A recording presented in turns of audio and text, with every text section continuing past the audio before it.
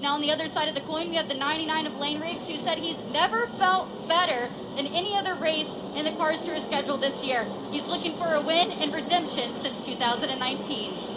With Zacharias gaining new ownership at Florence, the once dirt track turned asphalt facility has undergone many updates, including new grandstands from Darlington Raceway in anticipation of the Tour's arrival. Then you kind of have stumbled upon this IVF journey, and unfortunately, you know, it's something that you guys have gone through, but you really have embraced it.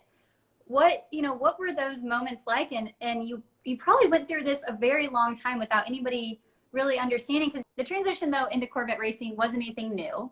You knew some of your teammates there from what I'm understanding, and one in particular, Antonio, who is also a champion himself. How's it been working with him? Speaking of Knoxville, you actually got to get back behind the wheel. It's been a year since you've been behind the wheel, and how did that go for you? How did it feel? So I don't want to go too far into the heartache of what you've been through.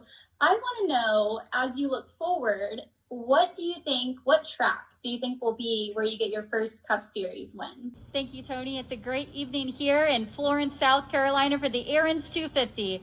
And before we start every event, we always start by thanking God and then our country. Without further ado, I'd like to introduce our chaplain, Mr. Joe Lewis, for tonight's prayer. But 19 years ago yesterday, September the 11th, 2001, our country was shattered and shook forever. So as we start off tonight's event, we're going to be starting off with a special tribute with the Greenville Public Safety Pipes and Drums Association is going to be playing the Mansion of the Lord. Tyler Matthews, who had a rough end to his Hickory Motor Speedway race last weekend, just came in and said, "My crew put the wrong tires on the wrong side. They swapped the left-right with the right rear and sent it back out to the back of the field."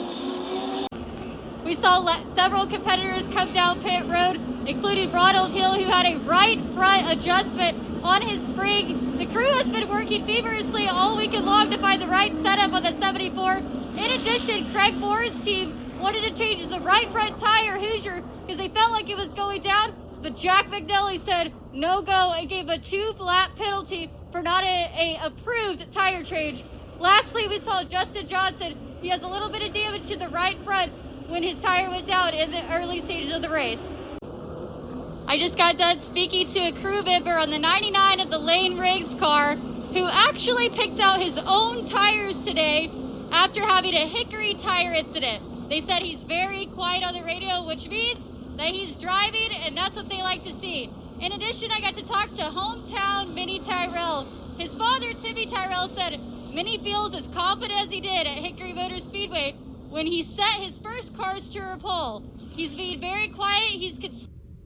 With what started as a season full of unexpected challenges, today we stand at Greenville Pickens Speedway, where a 2020 Cars Tour late model stock champion will finally be crowned. Well, Deke McCaskill's down here and all smiles. He just accepted some congratulations from the Lee Pulliam Performance team. Deke, here you are. You got that Hedgecock Racing Pole Award. How's it feel? Now, in a new era, history will be made once again this weekend. The Heritage Transportation Risk Management Old North State Nationals, presented by GSX Wraps, two-day event will pay out $30,000 on Sunday afternoon, marqueing the richest late model stock race in the country. In addition, a championship battle will be determined, and a driver will mark themselves in the history books forever on a race season no one could have predicted. Deke McCaskill is one of the OG Cars Tour drivers here with the series. He'll be starting on the pole today at Southern National. The crew chief at the number 22 on Trevor Knowles' car. I'm down here with Troy. Troy, what can you tell us about what's happening on the radio with Trevor?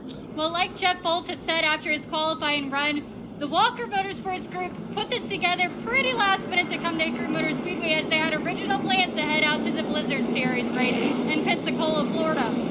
However, their strategy seems to be playing a little bit with Knowles and Matt Craig, as they seem to be pushing on them and trying to gain that track position instead of riding like the rest of the field. There'll be a few to watch out for here as the green flag starts.